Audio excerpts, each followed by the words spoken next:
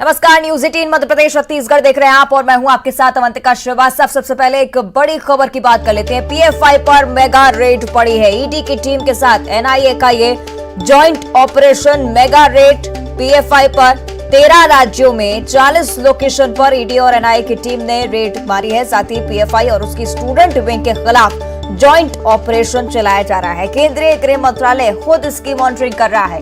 केंद्रीय जांच एजेंसियां एनआईए और ईडी का अब तक का ये सबसे बड़ा जॉइंट ऑपरेशन माना गया है। जॉइंट ऑपरेशन के तहत बिहार, केरल, आंध्र प्रदेश, तेलंगाना, दिल्ली, उत्तर प्रदेश, राजस्थान तमाम वो राज्य हैं जहां पर कार्रवाई की जा रही है। कर्नाटक के मैंगलुरु में भी पीएफआई कार्यकर्ताओं ने विरोध जताया है। एनआईए की कार्रवाई का विरोध कर रहे कार्यकर्ता। पीएफआई पर अब तक की सबसे बड़ी कार्रवाई से माना जा रहा है। पीएफआई के कई बड़े नेता अरेस्ट हो चुके हैं। सीएनएन न्यूज 18 के मनोज गुप्ता की खबर ये आपको बता रहे हैं। अब तक 100 लोगों को गिरफ्तार किया गया है। पीएफआई पर मेगा रेड पड़ी है। देश में 13 राज्य ऐसे हैं जहां पर 40 लोकेशंस पर ईडी और एनआईए की टीम ने रेड मारी है। और इस बीच भोपाल की भी हम बात कर लेते हैं। पीएफआई के ठिकानों पर यहां भी रेड पड़ी है। एनआईए की एमपी में रेड पड़ी है। साथ ही इंदौर और उज्जैन में एनआईए की रेड देखने को मिल रही है। पीएफआई के स्टेट लीडर्स को हिरासत में लिया गया है। 4 लीडर्स को इंदौर और उज्जैन से हिरासत में लिया गया है। टेरर फंडिंग से जुड़े दस्तावेज और साहित्य को जब्त किया गया है। पीएफआई पर बैन लगा सकती है मध्य प्रदेश सरकार, यह सूचना निकलकर सामने आ रही है। बड़ा अपडेट आपको दे रहे हैं। पीएफआई पर मध्य प्रदेश सरकार बैन लगा सकती है क्योंकि पीएफआई के ठिकानों पर यह बड़ी कार्रवाई, एनआईए और ईडी का जॉइंट ऑपरेशन। आपको बता दें कि पीएफआई के जो स्टेट लीडर्स हैं इंदौर और उज्जैन से हिरासत में लिए गए हैं। 4 लीडर्स हैं जो कि हिरासत में लिए गए हैं। टेरर फंडिंग से जुड़े दस्तावेज और साहित्य को जब्त किया गया है।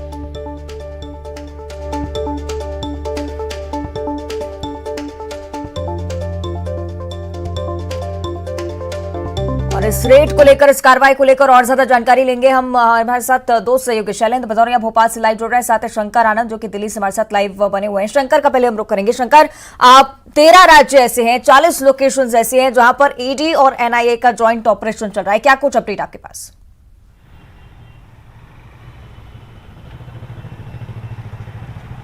देखिए, जिस तरह से पूरे देशव्यापी सर्च ऑपरेशन की अगर बात करें तो केंद्रीय जांच एजेंसी एनआईए और ईडी के द्वारा एक ज्वाइंट ऑपरेशन के इस ऑपरेशन को अंजाम दिया जा रहा है। हालांकि जिस तरह से संयुक्त तौर पे कार्रवाई की जा रही है, सबसे पहले मैं मध्य प्रदेश का जिक्र करना चाहूँगा। मध्य प्रदेश के 4 लोकेशन पर इस वक्त में सर्च ऑपरेशन को अंजाम दिया जा रहा है। हालांकि तकरीबन 106 से ज़्यादा लोकेशन है जहाँ पर इस वक्त में सर्च ऑपरेशन को अंजाम दिया जा रहा है। और जिस तरह से देखिए, पीएफआई संस्था है, पीएफआई संस्था से जुड़े कई ऐसे संदिग्ध एक्टिविटी की जानकारी मिली है। और जिस तरह से पिछले कुछ सालों के दौरान कई ऐसे महत्वपूर्ण जानकारियाँ मिली है, उसी के आधार पर कई लोगों की गिरफ्तारियाँ भी हुई। तो अब मध्य प्रदेश, छत्तीसगढ़, राजधानी दिल्ली, तमिलनाडु, केरल, आंध्र प्रदेश, राजस्थान, तो इन इलाकों में बाकायदा जिस तरह से पिछले कुछ सालों के दौरान में कई ऐसी संदिग्ध गतिविधियां और इसके साथ साथ जिस तरह से इन लोगों की एक्टिविटी लगातार बढ़ रही थी, लिहाजा इसी बात को ध्यान में रखते हुए सर्च ऑपरेशन को अंजाम दिया जा रहा है। और इस सर्च ऑपरेशन को खुद केंद्रीय गृह मंत्रालय के द्वारा इस मामले पर नज़र रखी जा रही है, वहाँ से मॉनिटर किया जा रहा है और उचित दिशा निर्देश भी दिए जा रहे हैं। तो एक तरह से कह सकते हैं कि पीएफआई पर अभी तक पूर्ण तौर पर पाबंदी नहीं लगी है, उस पर प्रतिबंध नहीं लगा है, लेकिन उस संस्था से संबंधित कई ऐसे जो महत्वपूर्ण जानकारियाँ और सबूतों के आधार पर आने वाले वक्त में एक तरह से कह सकते हैं केंद्रीय गृह मंत्रालय के द्वारा और भी कुछ कड़े कदम जो हैं वो उठाए जा सकते हैं। हालांकि एनआईए और ईडी की अगर बात करें कि आखिर क्यों उनकी एंट्री हुई, तो पिछले कुछ समय के दौरान देखा गया था कई ऐसे आरोपी को पकड़ा गया था जिसकी भूमिका देश विरोधी गतिविधियों का अंजाम देने के लिए वो उसमें शामिल होने का एक आरोप लगा था। लिहाजा उस मामले पर उन लोगों को गिरफ्तार किया गया था और उन लोगों से पूछताछ के दौरान जो महत्वपूर्ण जानकारी मिली, उसी के आधार पर आगे इस ऑपरेशन को आगे बढ़ाया गया।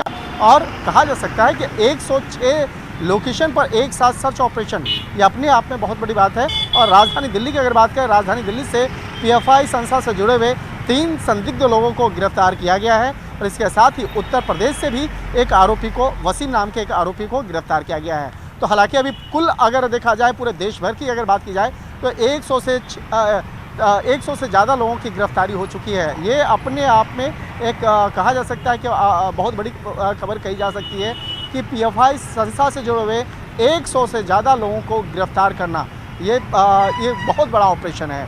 और इस मामले में तकरीबन 2 बजे के बाद एनआईए के द्वारा इस मामले में कई महत्वपूर्ण जानकारियों को मीडिया के साथ भी साझा किया जाएगा और तमाम जानकारियों को बताया जाएगा कि किस तरह से ऑपरेशन हुआ और सर्च ऑपरेशन के दौरान किस तरह की कामयाबी जांच एजेंसी को मिली है। इसके साथ ही अगर ईडी की बात करें तो ईडी के द्वारा भी मनी लॉन्ड्रिंग एक्ट के तहत इस मामले पर आगे इन्वेस्टिगेशन किया जा रहा था और पिछले कुछ समय के दौरान ईडी के द्वारा जिस तरह से तमिलनाडु, केरल, आंध्र प्रदेश में कई महत्वपूर्ण कार्रवाई की गई थी और कई महत्वपूर्ण इनपुट्स इकट्ठे किए गए थे, उसी के आधार पर मध्य प्रदेश, उत्तर प्रदेश और बिहार में भी इस ऑपरेशन को अंजाम दिया जा रहा है। तो कहा जा सकता है कि देशव्यापी एक नेशनल लेवल का ये सर्च ऑपरेशन है और जिसमें कि कई जो जांच एजेंसी हैं उसकी भूमिका बेहद महत्वपूर्ण है, जिसमें कि खास तौर पर एनआईए और ईडी की भूमिका बेहद महत्वपूर्ण है। और इस पूरे ऑपरेशन में केंद्रीय खुफिया एजेंसी आईबी के द्वारा जिस तरह से तमाम इनपुट्स को इकट्ठा किया गया और पिछले कुछ समय पहले ही उन तमाम इनपुट्स को केंद्रीय गृह मंत्रालय के साथ साझा किया गया और उसके बाद उस इनपुट को एनआईए और ईडी के साथ भी साझा करने के बाद ही एक तरह से कहा जा सकता है कि एक राष्ट्रीय स्तर पर एक बड़े सर्च ऑपरेशन की एक रूपरेखा उसकी वो तैयार की गई और उसके बाद आज इस ऑपरेशन को अंजाम दिया जा रहा है। निश्चित तौर पे कहा जा सकता है कि आज देर शाम तक इस मामले में कई बड़े खुलासे देखने को मिल सकते हैं। निश्चित ही शंकर, एक बड़ी कार्रवाई और देश के तमाम राज्यों में कार्रवाई लगातार जारी है। आप बने रहेगा हमारे साथ, हम मध्य प्रदेश की स्थिति भी समझेंगे। शैलेंद्र हमारे साथ लगातार लाइव जुड़े हुए हैं। शैलेंद्र, क्या कुछ स्थिति मध्य प्रदेश और छत्तीसगढ़ को लेकर कही जा रही है, क्योंकि बड़ा अपडेट इस बीच ये भी आया है कि मध्य प्रदेश सरकार पीएफआई पर बैन लगा सकती है। शैलेंद्र, क्या जानकारी? बिल्कुल अवंतिका, आपने ठीक कहा कि मध्य प्रदेश सरकार अब पीएफआई पर बैन लगाने की तैयारी में। हालांकि पहले भी इस तरह के जो बात सामने आई थी, लेकिन जिस तरीके से जो गतिविधियां रही थी उसके बाद कहीं ना कहीं मध्य प्रदेश सरकार ने उन पर बैन नहीं किया था। लेकिन अब एक बार फिर जिस तरीके से एनआईए की टीम ने और ईडी की टीम ने मध्य प्रदेश के इंदौर और उज्जैन में दबिश दी है और बताया जा रहा है कि 4 उनके जो बड़े लीडर्स हैं उनको हिरासत में लिया है और कई जो संदिग्ध दस्तावेज है, यानी जो साहित्य है, वो बरामद किया गया। और ऐसे में अब एक बार फिर से सवाल खड़ा होने लगा है कि क्या मध्य प्रदेश सरकार जल्द ही जो पीएफआई है उस पर बैन कर सकती है। अगर मैं मध्य प्रदेश के लिहाज से बात करूं तो मालवा अंचल के खासकर बुरहानपुर, खंडवा की बात करूं या फिर इंदौर, उज्जैन के इलाके ऐसे हैं जहां पर पीएफआई के जो लोग हैं उनकी मौजूदगी समय समय पर देखी गई है। लगभग मध्य प्रदेश के लिहाज से बात करूँ तो लगभग 650 जो है कार्यकर्ता अभी तक मध्य प्रदेश में चिन्हित किए गए, जो मध्य प्रदेश की जो इंटेलिजेंस एजेंसी है उनके द्वारा जो है चिन्हित किए गए थे। इसके साथ ही पीएफआई ने अपने जो वुमेन्स फ्रंट हो या जो स्टूडेंट्स फ्रंट्स हैं उनका भी यहाँ पर गठन किया है, ताकि यहाँ पर भी जिस तरीके से दूसरे अन्य राज्यों में वो तेज़ी से पैर पसार चुके हैं उस तरह के जो प्रयास हैं वो यहाँ पर भी किए गए। हालांकि देश के कई राज्यों में पीएफआई को पर बैन किया गया और उसी कड़ी में अब मध्य प्रदेश सरकार भी इस दिशा में काम कर रही है कि जल्द से जल्द जो है पीएफआई को बैन किया जाए, क्योंकि इनकी जिस तरीके से गतिविधियों में संलिप्तता पाई गई। इसके पहले भी देखा है कि सिमी जो आतंकी संगठन है उससे इनके गठजोड़ सामने आए थे और उसके बाद मध्य प्रदेश सरकार की जो इंटेलिजेंस रिपोर्ट जो है मध्य प्रदेश सरकार को सौंपी गई थी और तब से ही इंटेलिजेंस रिपोर्ट वहाँ पर है। और ऐसे में अब उम्मीद की जा रही है कि जिस तरीके से एक बार फिर टेरर फंडिंग के तार जो है वो मध्य प्रदेश से जुड़े हैं और उनके जो टॉप लीडर्स हैं उनकी गिरफ्तारी हुई और उनसे जो पूछताछ होगी उसके आधार पर कई और खुलासे होंगे कि अब मध्य प्रदेश में किसी तरह की किसी असंलिप्त गतिविधि में ये लोग किस तरीके से संलिप्त पाए गए थे और आने वाले समय में आखिर ये क्या कुछ करना चाहते थे। जो साहित्य बरामद हुआ है उसका भी अध्ययन जो है एनआईए और की टीम करेगी कि आखिर किस तरीके से किस तरह का साहित्य इनके यहाँ मिला हुआ। हम जो है एनआईए के दफ्तर के बाहर ही मौजूद हैं। यहीं से ये पूरी गतिविधियाँ जो जिस तरीके से जो इंटेलिजेंस है वो उसने पूरी जानकारी जुटाई थी और उसके बाद जो है सेंट्रल गवर्नमेंट को और मध्य प्रदेश सरकार को भी वो जांच रिपोर्ट सौंपी थी और उसी के आधार पर जो इनको बैन करने का जो प्रस्ताव है वो तैयार हुआ और उम्मीद है कि आने वाले समय में जल्द ही पीएफआई को मध्य प्रदेश में बैन किया सकता है, क्योंकि लगातार इनकी गतिविधियां मध्य प्रदेश के मालवा निवाड़ इलाकों में बढ़ती चली जा रही हैं। क्योंकि पहले सिमी का जो इलाका हुआ करता था, धीरे धीरे वहाँ अब पीएफआई के लोग जो है वो पैर पसार रहे हैं और ऐसे में बहुत आवश्यक हो जाता है किस तरह की जो गतिविधियों में संलिप्त लोग हैं उन पर पूरी तरीके से बैन हो। जी निश्चित ही शैलेंद्र बने रहेगा हमारे साथ। एक और चीज हम शंकर से समझेंगे। शंकर, टेरर फंडिंग का जब मामला सामने आता है तो कहीं ना कहीं गंभीर स्थिति हो जाती है और ऑफिशियली इसके ऊपर कुछ कहा जाए उससे पहले ये भी आपसे समझना चाहेंगे क्या इस कार्रवाई का दायरा बढ़ सकता है और किस तरह के खुलासों की आशंका फिलहाल की जा रही है? शंकर,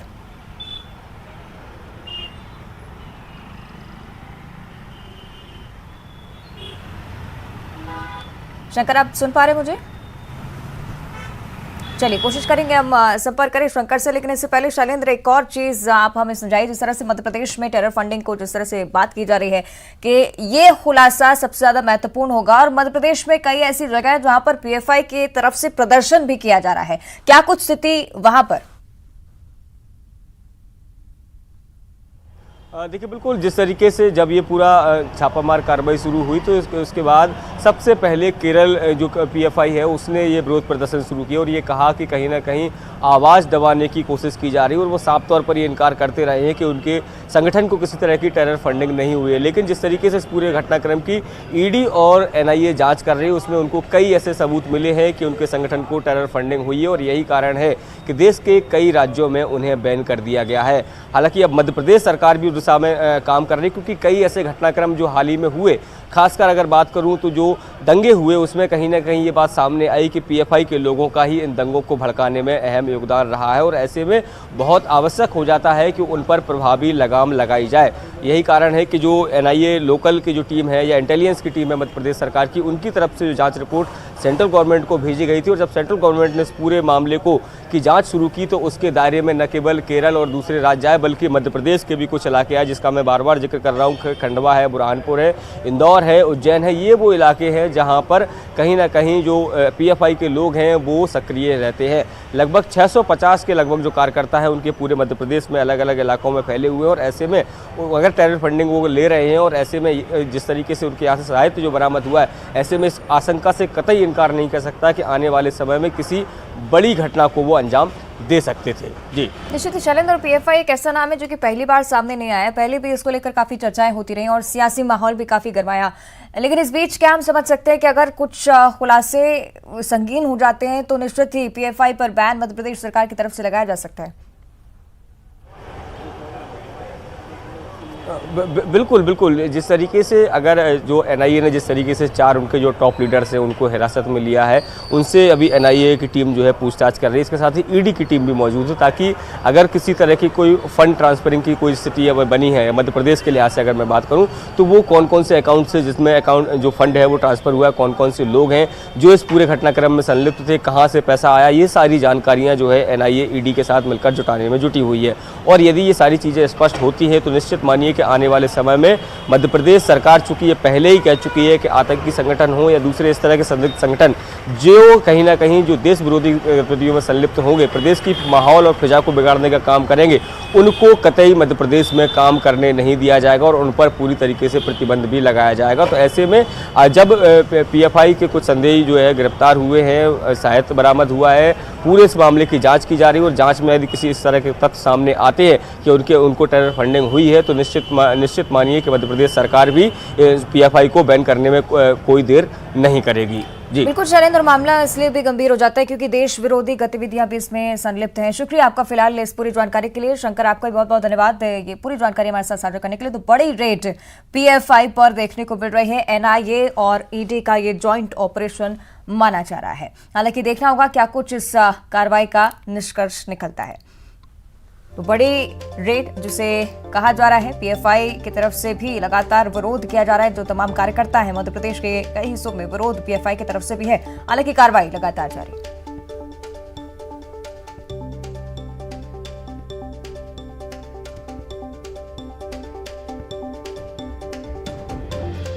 आपको बता दें कि पीएफआई के स्टेट लीडर्स को हिरासत में लिया गया है। मध्य प्रदेश से अपडेट आपको बता रहे हैं, 4 लीडर्स को इंदौर और उज्जैन से हिरासत में लिया गया है। टेरर फंडिंग से जुड़े दस्तावेजों को खंगालने की कोशिश लगातार जारी है। 13 राज्य ऐसे हैं देश के जहां पर एक साथ रेड पड़ी है, और एनआईए और ईडी का ये अब तक का सबसे बड़ा जॉइंट ऑपरेशन है, इसलिए कई बड़े खुलासों की उम्मीद भी है। साथ ही दोपहर 2 बजे का वक्त होगा जब ऑफिशियली इस रेड को लेकर स्टेटमेंट दिया जाएगा, बयान दिया जाएगा। हालांकि इंतजार रहेगा क्या कुछ एनआईए की तरफ से कहा जाता है इस रेड को लेकर, क्योंकि एक बड़े स्तर पर अगर इस तरह की रेड होती है तो कई बड़े खुलासों की आशंका भी लगी रहती है। मध्य प्रदेश सरकार भी इसको लेकर सख्त एक्शन ले सकती है, पीएफआई के खिलाफ एक्शन ले सकती है, ये जानकारी भी निकलकर सामने आएगी। और इसी के साथ ही जब खुलासे होंगे, जब जितने भी डिटेल्स निकलकर सामने आएंगे, उसके बेसिस पर मध्य प्रदेश सरकार क्या एक्शन लेती है, ये भी देखने वाली बात होगी। तो आपको बता दें कि एक बड़ी रेड पीएफआई के ठिकानों पर देश के तमाम हिस्सों में लगातार जारी है, कार्रवाई लगातार जारी है, दस्तावेज खंगाले जा रहे हैं और देश विरोधी गतिविधियों में अगर संलिप्तता पाई जाती है तो उसके खिलाफ सख्त एक्शन की भी तैयारी है। तो आपको बता दें कि पीएफआई और उसकी स्टूडेंट विंग के खिलाफ ये जॉइंट ऑपरेशन चलाया जा रहा है। केंद्रीय गृह मंत्रालय खुद इस ऑपरेशन की मॉनिटरिंग कर रहा है। 3 तस्वीरें इस रेड से जुड़ी आपकी टीवी स्क्रीन पर। एनआईए और ईडी की छापामार कार्रवाई तमाम जगहों पर और पीएफआई का विरोध प्रदर्शन भी इसको लेकर देखने को मिल रहा है। मध्य प्रदेश के भी कई हिस्से जहां पर पीएफआई की तरफ से विरोध किया जा रहा है। आपको बता दें कि 10 राज्यों से छापेमारी की जानकारी सामने आई है और इंदौर में क्या कुछ हालात है इस बारे में जानकारी ले लेते हैं। हमारे सहयोगी अरुण हमारे साथ जुड़ रहे हैं। अरुण, क्या कुछ जानकारी, क्योंकि पीएफआई के प्रदर्शन की भी बात सामने आई, साथ ही 4 ऐसे मुख्य लीडर्स जो कि स्टेट से हिरासत में लिए गए हैं। अरुण। बिल्कुल देखिए, जहां पीएफआई की जहां तक बात है तो मैं यहां पर ये जवाहर मार्ग पर ये पीएफआई का ऑफिस है, यहाँ पर ताला हालांकि लगा हुआ है। Peoples front of India Madhya Pradesh का ये ऑफिस है और इस ऑफिस में यहाँ पर ताला लगा हुआ है। बताया ये जा रहा है कि रात में करीब 3 बजे एनआई की टीम आई थी और यहाँ से कुछ जो कागजात हैं उनको यहाँ से ले गई है और कोई गिरफ्तारी भी हुई है, लेकिन अभी तक कोई कंफर्म यहाँ पर नहीं कर रहा है। हालांकि एनआईए भोपाल, ऐसा बताया जा रहा है कि भोपाल पहुंच गई है, लेकिन हम ये जो ऑफिस है यहाँ पर जरूर लोग बता रहे हैं गतिविधियां चलती रहती थी। यहाँ पर देखिए पोस्टर भी लगे हुए हैं, ये देश के लिए पॉपुलर फ्रंट के साथ है, इस तरह के पोस्टर भी लगे हैं। पॉपुलर फ्रंट डे 17 फरवरी 2021, इस तरह के पोस्टर यहाँ पर बाहर 1-2 लगे दिखाई दे रहे हैं और यही वो ऑफिस है जहां बताया जा रहा है कि एनआईए ने छापे की कार्रवाई की। हालांकि ये छापा है, पूरे देश भर में ये छापे पड़े हुए हैं और ये जो ऑफिस है बहुत 3rd फ्लोर पे ऑफिस है, बहुत छोटा सा एक ऑफिस यहाँ पर ये बताया जा रहा है। हालांकि यहाँ पर भी ताला लगा हुआ है, यहाँ पर कोई बातचीत करने को भी तैयार नहीं है और बड़ी मुश्किल से लोग ढूंढ करके इस ऑफिस तक पहुंचे हुए हैं। और अब जो यहाँ पर हालात हैं वो यही है कि यहाँ पे ना कोई पुलिस का अधिकारी है, ना कोई एनआईए का अधिकारी है, पूरे ऑफिस में ताला लगा हुआ है और यहाँ पर कोई दूसरा व्यक्ति भी नहीं है जो कुछ बता सके। अरुण, इंदौर को लेकर क्या जानकारी सामने आई है? इंदौर में कोई ऐसा ठिकाना जहां पर ईडी और एनआईए का जॉइंट ऑपरेशन चल रहा हो? देखिए, इंदौर में अभी यही बताया जा रहा था कि इसी ऑफिस पे छापा पड़ा था और यहाँ से कुछ कागजात वगैरह जब्त करके ले गई है पुलिस। हो सकता है यहाँ पे पुलिस आई हो और वो यहाँ से ले गई हो जब्त करके, और ये ताला यहाँ पर लगा हुआ है। हालांकि अभी सर्चिंग किस तरफ चल रही है, कहाँ चल रही है, इस बारे में यहाँ इंदौर में अभी कोई जानकारी नहीं मिल पा रही है। चलिए ठीक है, शुक्रिया आपका अरुण इस पूरी जानकारी के लिए। तो जिस तरह से हमारे संवाददाता अरुण हमारे साथ जुड़े हुए थे, जिस तरह से उन्होंने ऑफिस बताया पीएफआई का, यहाँ से दस्तावेज खंगाले गए, उसके बाद इस ऑफिस में ताला लगा दिया गया क्योंकि जो दस्तावेज है उनकी जांच लगातार जारी है। मध्य प्रदेश के भी कई ऐसे हैं जहाँ पर पीएफआई के जो ऑफिस हैं वहां पर छापा पड़ा है। एनआईए और ईडी का जॉइंट ऑपरेशन इसे कहा जा रहा है। जयपुर में भी एक्शन एनआईए का लगातार जारी है और तमाम ऐसे राज्य हैं जहां पर रेड पड़ी है। तो कई जगहों पर एनआईए और ईडी की बड़ी रेड जो कि देखने को मिल रही है, साथ ही सबसे बड़ा जॉइंट ऑपरेशन इसे माना जा रहा है, इसलिए कई बड़े खुलासों की उम्मीद है। दोपहर 2 बजे का वक्त होगा जब ऑफिशियली इस रेड को लेकर बयान दिया जाएगा। एनआईए की तरफ से, ईडी की तरफ से क्या कुछ कहा जाता है इसका भी इंतजार रहेगा, लेकिन एक बड़े कनेक्शन का खुलासा जिसकी आशंका पहले से ही जताई गई थी, पीएफआई को लेकर पहले भी चर्चाएं हुई और मध्य प्रदेश सरकार भी इसको लेकर काफी सख्त नजर आ रही है। अगर कुछ बड़े खुलासे होते हैं, कुछ ऐसे खुलासे होते हैं जो कि निश्चित ही देश विरोधी गतिविधियों को सार्थक बताते हैं या उसको स्पष्ट करते हैं, तो निश्चित ही कार्रवाई होगी और मध्य प्रदेश सरकार भी इसके खिलाफ एक्शन ले सकती है। तो ये बड़ा अपडेट आपको दे रहे हैं। इंदौर और उज्जैन में एनआईए की रेड पड़ी है, साथ ही पीएफआई के स्टेट लीडर्स को यहां से हिरासत में लिया गया है। 4 लीडर्स को इंदौर और उज्जैन से ही हिरासत में लिया गया। टेरर फंडिंग से जुड़े दस्तावेज और साहित्य को जब्त किया गया है। पीएफआई पर मध्य प्रदेश सरकार बैन लगा सकती है, लगातार आपको बता रहे हैं, क्योंकि मध्य प्रदेश सरकार भी इसको लेकर काफी सख्त है और निश्चित ही खुलासों के बाद पीएफआई पर मध्य प्रदेश में बैन लग सकता है। पॉपुलर फ्रंट ऑफ इंडिया जो कि जहां के ऑफिस कई राज्यों में संचालित किए जाते हैं, कई सारी टेरर फंडिंग की बातें भी पहले भी सामने आ चुकी हैं। हालांकि पीएफआई के कई बड़े नेता भी हिरासत में लिए गए हैं और अब तक की सबसे बड़ी कार्रवाई से माना जा रहा है।